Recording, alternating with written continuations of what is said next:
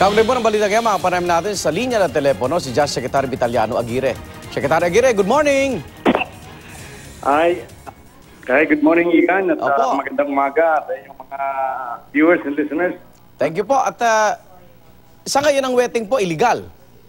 So Actually, pag ito'y nagkaroon ng buwis, gagawin na pong legal? Tama ho ba, Secretary? Hindi. Ngayon, wala nang waiting. Okay. Ang akala lamang nung nakararami na porke panayang bola, halimbawa, may narinig ako na sa isang radyo, sa isang stasyon na nagsasabi, hindi po patay ang waiting. Kasi meron pang mga nagbobola sa amin sa Pampanga ng 6 na beses isang araw. Opo. Hindi po waiting yun. Yung po yung tinatawag natin na STL.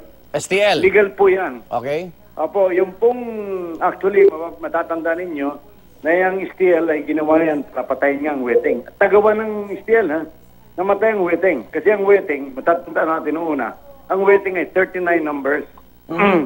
Tapos hindi nagbubuwis ng kahit isang pusing.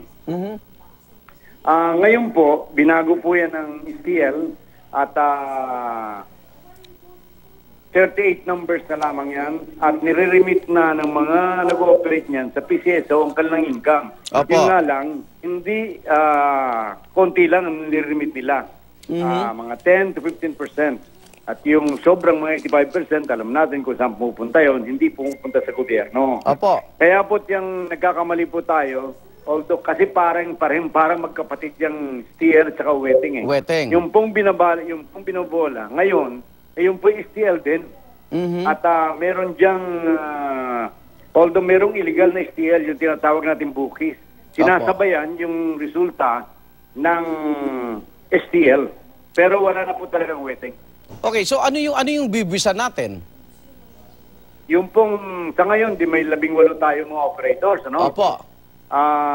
May buwis na po yan. Katulad yan ng sabi ko, ang nire-remit lamang nila ay yung 10 to 15% ng supposed collection nila. Na dapat po Na dapat po yung 100%. Okay. Okay. So, nung nakaraang taon, mga 4 billion lamang ang nakolekta natin dyan. Nung panang wetting, wala na kolekta kahit isang kusing. Kaya iba po talaga yung wetting, namatay na ang wetting. Opo. Sa ngayon, ang ginawa po natin ngayon na pagbabago, ay binigyan po natin yan ng, nagkaroon po tayo ng self-bidding dyan, ano? Na ating nagkaroon po na mga 200 mga would-be operators ang nakisali dyan. Okay. At kung sino yung pinakamataas ayon sa pagtutuos ng PCSO, yun ang mananalo. Okay. Secretary, bakit ito nagkukulang yung pag-remit ng STL? Kasi nga wala pong yung point of sale na tinatawag na dapat meron tayo noon. Yung bang parang maliit na computer. Yung maliit na computer na dapat po yung dala-dala yun ng kolektor. Okay. Kaya lang because of the erratic internet service natin dito, hindi magawa. At so, kung 4 billion lang po ang nakolekta, dapat to magkano yung nawala sa panig ng gobyerno? Di siguro po yung malaki. Ilan yung, kung yan ay 15% na lamang, nasan yung 85%. So, mga times, dapat times 5 yan. Times 5 pa tong 4 billion. Opo. Pero ngayon po, sa ilalim ng bagong panungkulan ng ating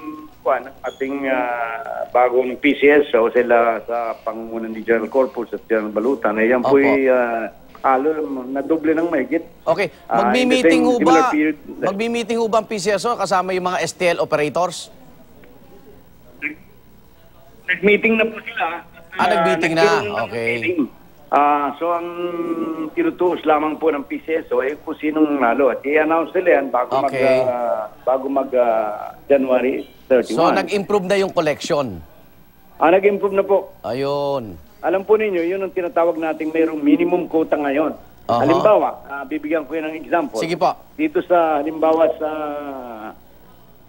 sa Laguna, meron diyang kakaroon dyan ng minimum collection na day na mga 5 hanggang 10 billion. Pagpalagay na pong 10 billion ang nanalo, na sinasabi ng operator na yung nanalo, I guarantee that I'm going to remit to PCSO 10 million a day. So, sa loob po ng 30 araw, di times 30. Opo. So, 300 million ang dapat may remit niya. Yun ang minimum. Okay, Ngayon, Secretary. opo. Isa na lang po.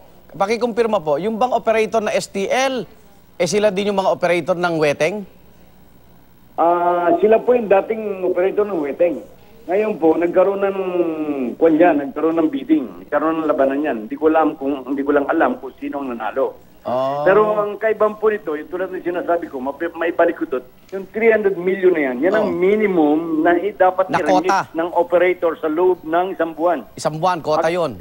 Kaya ngayon, yung 300 million, magbibigay ang mga operator na yan ng 300 million cash bond, in cash yan. Ano? Pag hindi nila na-meet yan, libaw, na-meet lang nila yung 250, Anong gagawin? ibabawas po dyan yung 50 million. Babawasan yung 50. yung bond.